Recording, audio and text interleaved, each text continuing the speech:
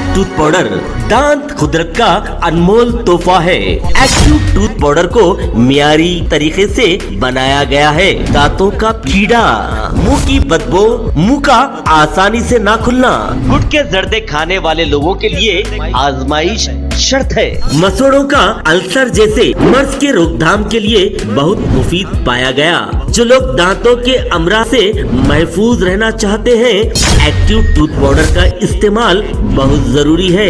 Active tooth powder. आदाब नाजरीन, मैं मोहम्मद आजम RH9 न्यूज में आपका खैर मकदम है।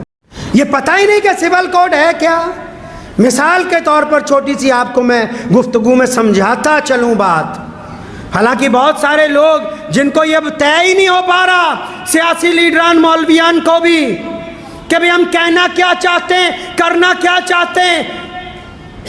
कभी कहते हैं मनु और आदम एक ही था, और अब जब कभी मनु वालों ने कोई बात कही तो कहते हैं हम तुम्हारी मानते नहीं। अल्लाह के बंदे, तुम बताना क्या चाहते हो मुसलमानों को, क्या समझाना चाहते हो।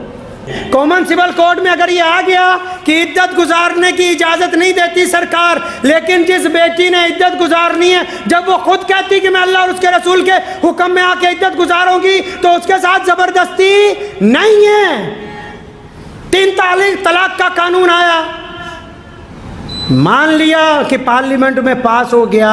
3 तलाक अगर किसी घर में हो गई, अगर मियाँ बीवी दोनों शरीयत के पाबंद हैं, वो कहते हैं कि हमसे गलती हो गई, हम शरीयत के पाबंद हैं, तो उनको कौन छेड़ सकता है। अगर इन दोनों में से कोई शरीयत का पाबंद नहीं है, तो बीवी को इख्तियार है वो जाके वहाँ मुकदमा कर दे, क्योंकि पार्लियामेंट में कानून बना दिया गया 3 तलाक का।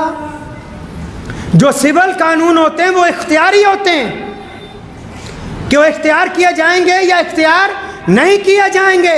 लेकिन यहाँ मसला ये है कि कानून अभी आया नहीं, कानून का ड्राफ्ट अभी पार्लियामेंट में नहीं आया, कानून का भी रूपरेखा तैयार नहीं हुई। मीडिया वालों ने उसका बवाल बनाया, हमने उनका साथ देना शुरू कर दिया। आप तो खुद कहते थे कि उन लोगों का साथ न बनो, उनके हिस्सेदार न बनो जो मुल्क में बांटने की बात करते हैं। ये क्या बात हुई कि सियासतदानों ने गेंद फेंकी और आप सारे के सारे उसके साथ खेलने लगे, और इतना बड़ा हवा मुसलमानों के लिए सिर्फ खड़ा कर दिया कि कॉमन सिविल कोड आ रहा है, फलां तारीख तक राय दे दो, फलां तारीख तक फार्म भर दो। अगर फार्म नहीं भरेंगे तो क्या हम किराएदार हैं भाई?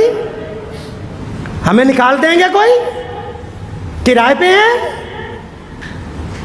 कौन सी राय देने जा रहे हो? अगर वाकई, मैं बड़े अदब से कहना चाहता हूँ, वाकई अगर मुसलमानों का लीडर बनना चाहते हैं जो लोग इस मुल्क में, जो बार बार दावे करते हैं कि हमारे पेट में मुसलमानों का बड़ा दर्द है, बड़ी हम तकलीफ़ महसूस करते हैं, हमें रात को नींद नहीं आती, तो मियाँ साहब कौम की क़यादत सिर्फ मस्जिद में बैठ के नहीं होगी। रसूलुल्लाह की सुन्नत है आला तरीन दीनी सियासत को अमल में लाना।